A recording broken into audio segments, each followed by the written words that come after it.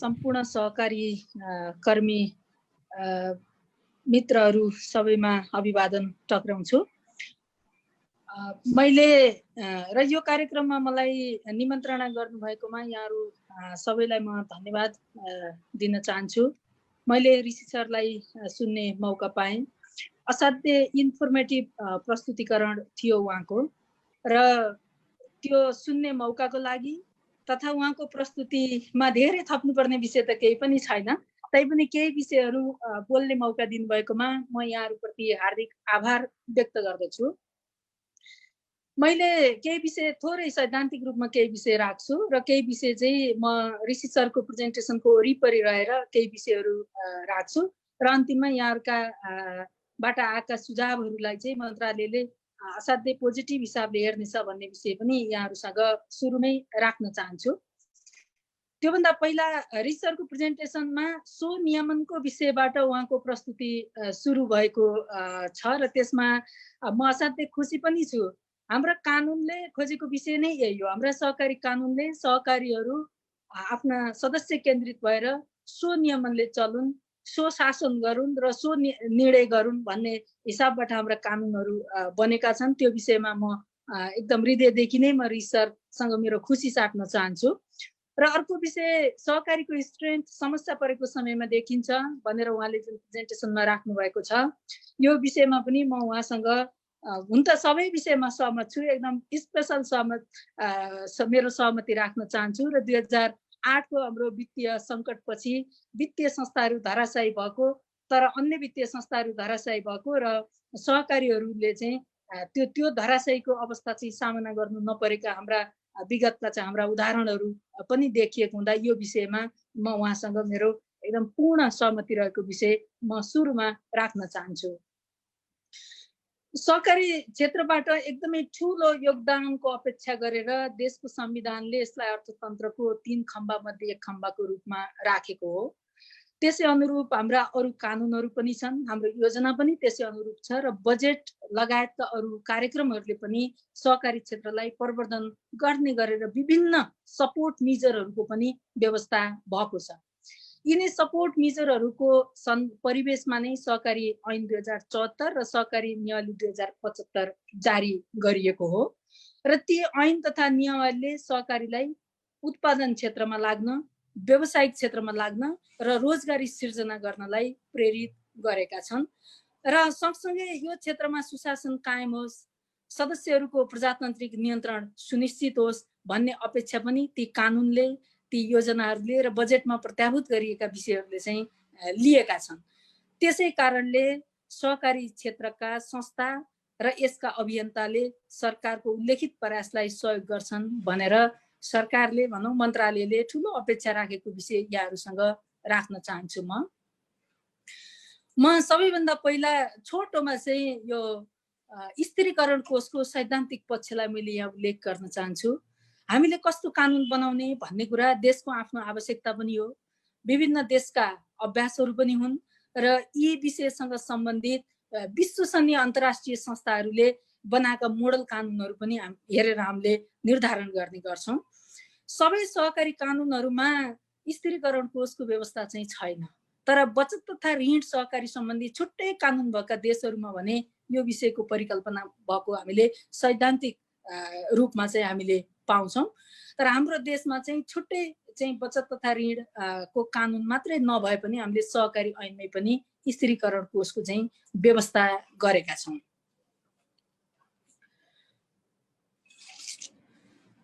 यो मौद्रिक अर्थशास्त्र अध्ययन गर्दाखेरि हामीले के देख्छौँ भने देशको केन्द्रीय देशको चाहिँ ब्याङ्क तथा वित्तीय संस्थाहरूका लागि यदि ती समस्यामा भयो भने केन्द्रीय ब्याङ्कले ल्यान्डर अफ लास्ट रिसोर्ट भन्छौँ हामी, त्यो हिसाबमा उसले काम गर्छ भने यो स्थिरीकरण कोषलाई पनि सहकारी संस्थाको त्यस्तै रेस्क्यु गर्ने मेजरको रूपमा विकास गरिएको छ स्थिरीकरण कोषलाई।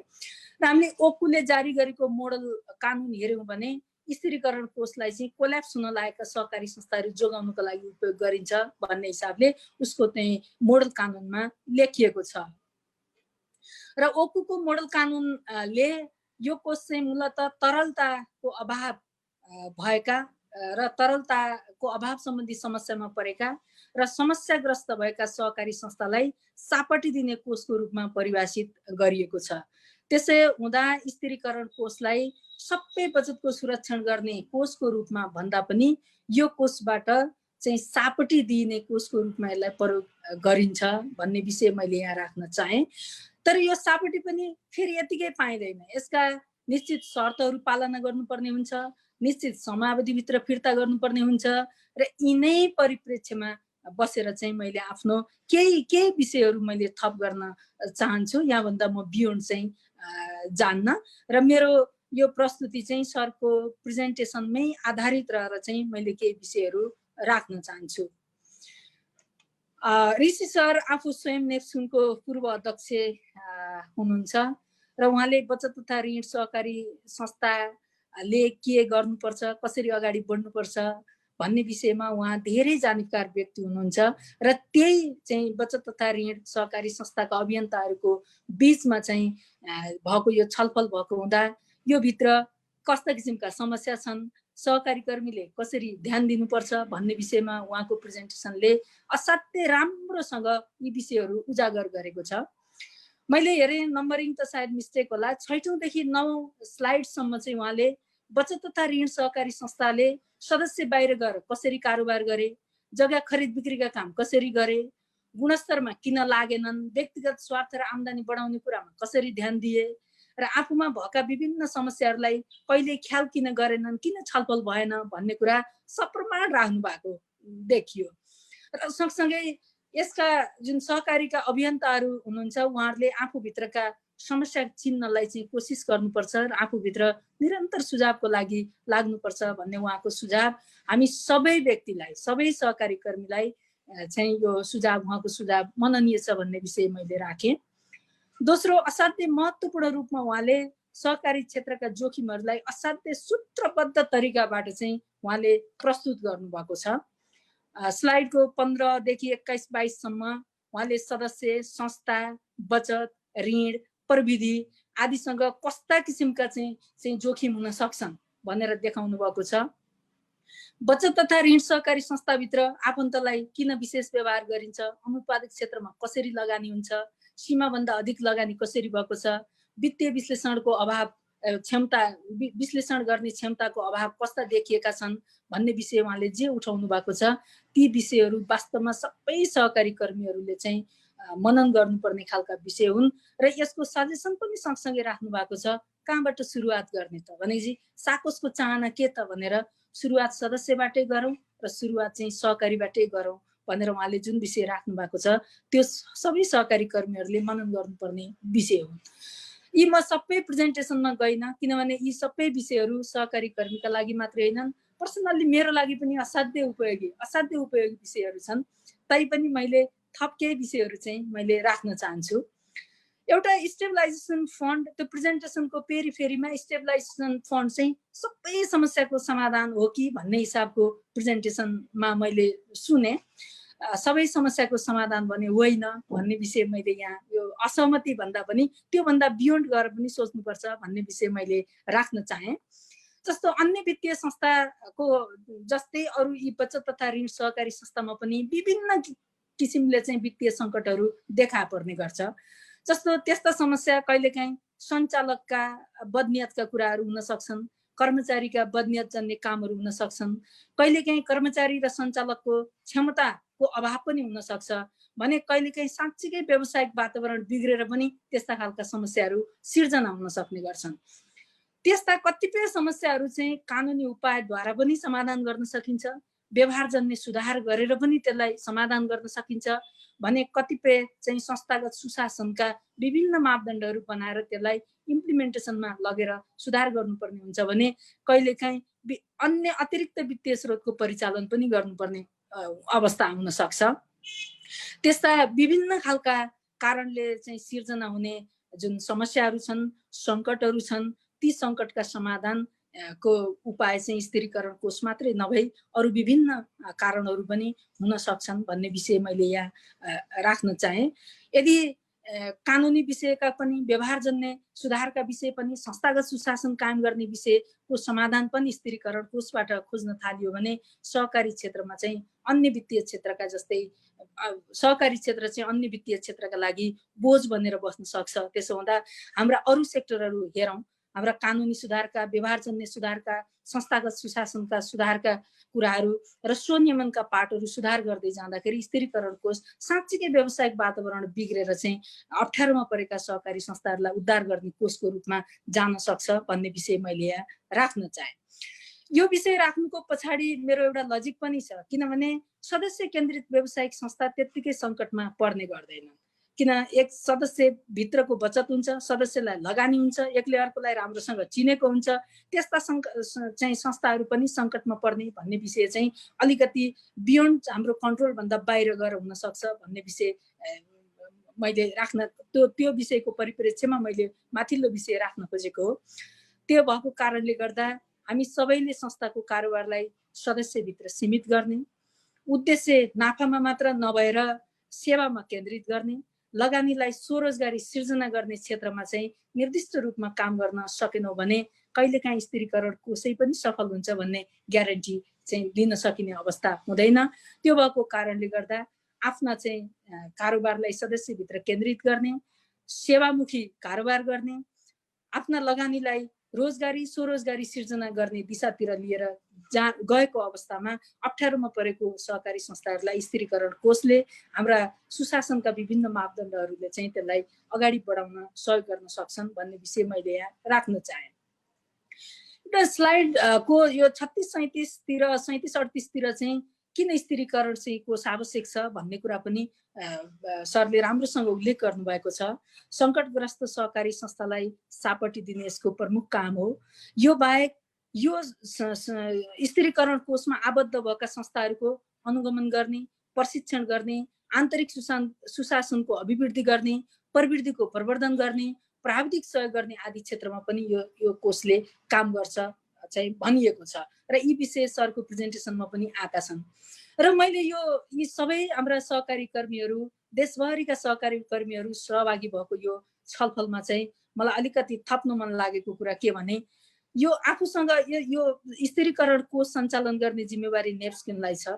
नेप्स्किन आफैले पनि यी मैले माथि भनिएका प्रशिक्षणका कुरा, आन्तरिक सुशासन प्रवर्धनका कुरा, अभिवृद्धिका कुरा, प्रविधिको चाहिँ प्रवर्धनका विषयहरूमा काम गर्ने भएको हुँदा उसले आफूसँग आबद्ध सहकारी संस्थाको क्षमता अभिवृद्धि गर्ने यो जिम्मेवारी एकातिर भने फेरि कोष पनि नेप्स्किनमै रहने भएको कारणले गर्दा यी काममा कसरी डुप्लिकेसन हुन नदिने होला र फरक फरक हिसाबले चाहिँ आफ्ना जिम्मेवारी कसरी चाहिँ कुशलतापूर्वक सम्पन्न गर्ने होला भन्ने विषय पनि यहाँको एउटा अझ स्लाइड थप दिएको भएदेखि असाध्यै राम्रो हुन्थ्यो भनेर मैले यहाँ यो विषय राख्न चाहेँ।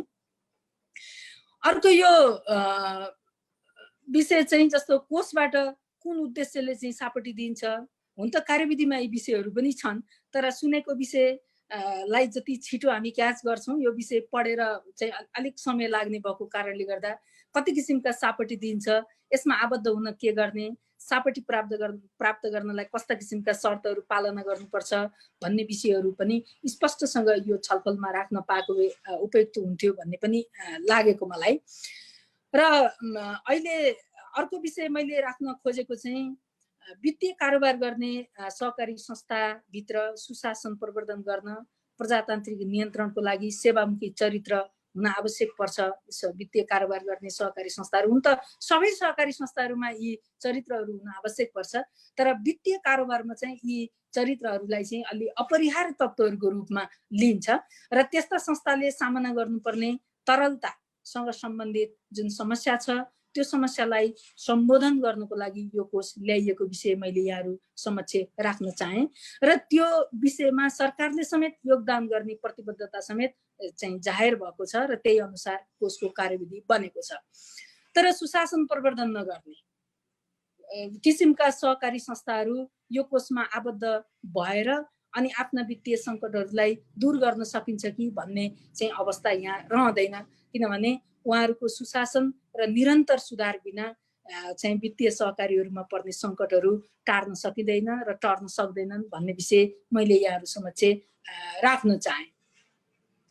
र अन्तिममा एक दुईटा विषयहरू छन् मेरा, जस्तो बचत तथा ऋण सहकारी संस्थाको काम भनेकै सदस्यहरूबाट बचत सङ्कलन गर्ने हो र सदस्यहरूको आर्थिक उन्नतिलाई सघाउ पुर्याउनलाई ऋण प्रदान गर्ने हो। एकदम हामी अति महत्त्वाकांक्षी भएर चाहिँ लगानीमा उत्रौँ भने पनि वा सहकारीको सिद्धान्तको विपरीत हुने गरेर हामीले अनुत्पादक क्षेत्रहरूमा लगानी गऱ्यौँ भने हाम्रो सहकारीमा वित्तीय जोखिम निकै छिटो पर्ने र सहकारी समस्यामा पर्ने सम्भावना चाहिँ रहन्छ र त्यस्ता किसिमका सोचले खराब कर्जा बढाउँछ, खराब ऋणी मात्रै बढाउँछ र सदस्यको बचतलाई ध्वस्त गरिदिन्छ, सदस्यहरूको प्रजातान्त्रिक नियन्त्रण हराउँछ र संस्था टाट पल्टिन जान्छ। त्यसो हुँदा यी विषयहरूमा सचेत हुन एकदमै आवश्यक छ। एउटा निजी कम्पनी जसले चाहिँ कति मुनाफा कमायो भन्ने विषय चाहिँ अथवा कति लाभांश बाँड्यो भन्ने विषय चाहिँ निकै त्यो महत्त्वपूर्ण कुरा होला निजी कम्पनीको लागि। तर बचत तथा ऋण सहकारीका लागि भनौँ अथवा समग्र सहकारीको लागि चाहिँ यो विषयले त्यति महत्त्व राख्दैन भन्ने लाग्छ मलाई। कति सदस्यलाई स्वरोजगार बनाइयो, कति सदस्यहरूको आर्थिक अवस्थालाई हामीले माथि पुर्याइयो भन्ने विषय चाहिँ सहकारी यो विषयको लागि असाध्यै ठुलो विषय हो सहकारी क्षेत्रको लागि र अझ बचत तथा ऋणको कारोबार गर्ने सहकारीहरूको लागि त यो असाध्यै नै महत्त्वपूर्ण विषय चाहिँ छ। अब अर्को विषय मैले राख्न खोजेको चाहिँ जस्तो यो कार्यविधि बनाएको छ, हाम्रो 45वटा दफाहरूमा यो कार्यविधि बनेको छ। हामीले हाम्रो ऐनको प्रोभिजन जस्तो किसिमको ऐनमा हामीले प्रोभिजन राखिएको छ त्यो प्रोभिजन अनुसारको चाहिँ कार्यविधि बनाइएको छ। यो कार्यविधिलाई चाहिँ कार्यान्वयनमा लैजानुपर्छ भन्ने हाम्रो चाहना हो। हामीले चाहिँ विभिन्न पटकको छलफलमा नेप्स्किनसँग त्यो अनुरोध पनि गरेका छौँ र कार्यान्वयनका क्रममा केही जटिलता छन् अथवा त्यसलाई परिमार्जन गर्नुपर्ने अवस्था छ भनेदेखि मन्त्रालय त्यसको छलफलको लागि सधैँ तयारै छ। त्यो हिसाबले मन्त्रालय बस्छ, किन यो हाम्रो लागि नौलो अभ्यास पनि हो। धेरै वर्ष लागेको क्यानाडाको उदाहरण दिनुभयो रिसरले, त्यति धेरै वर्ष चाहिँ हाम्रोमा नलागे पनि हामी जुन किसिमले बनाएका छौँ त्यो चाहिँ एउटा सहकारी संस्थाहरूको सुरक्षणको लागि पनि हो, सुविधाको लागि पनि हो र सरकारको चाहिँ सहकारीमा चाहिँ राखिएको बचतको त्यसको लगानीको सुरक्षण गर्ने सरकारको एउटा आफ्नो प्रतिबद्धता पनि भएको कारणले गर्दा यसलाई इम्प्लिमेन्टेसनमा लैजाउँ। सबै सहकारी संस्थाहरू बचत तथा ऋणको कारोबार गर्ने सहकारी संस्थाहरू यसमा आउँ, त्यसपछि यसमा योगदान पनि गरौँ। सँगसँगै यसकोबाट पाइने 4 किसिमका कर्जाहरू हामी सापटीको कुरो गरेका छौँ। एउटा तरलतासँग सम्बन्धित सापटी छ, अर्को दायित्व भुक्तानी गर्ने सापटी छ, अर्को निर्धारित सापटी भनेर राखिएको छ भने अर्को पुनर्सञ्चालन सापटी भनेर 4 किसिमका सापटीहरू राखिएको छ। यसको निश्चित सीमा तोकिएको छ र त्यो सीमा तोकिएको रकम उपयोग गरिसकेपछि यसमा फिर्ता गर्ने प्रोभिजनहरू पनि त्यहाँ उल्लेख गरिएको छ, स्पष्ट रूपमा उल्लेख गरिएको छ। यसलाई प्रयोग गरिसकेपछि यसका केही समाधान गर्नुपर्ने पक्षहरू, यसलाई संशोधन गर्नुपर्ने, परिमार्जन गर्नुपर्ने, थप गर्नुपर्ने विषयहरू छन् भने हामी मुभमेन्ट र मन्त्रालय सरकारसँगै बसेर चाहिँ यसमा अगाडि बढ्न सकिन्छ भन्ने विषय मैले राख्दै हार्दिक आभार व्यक्त गर्दछु। जय सर।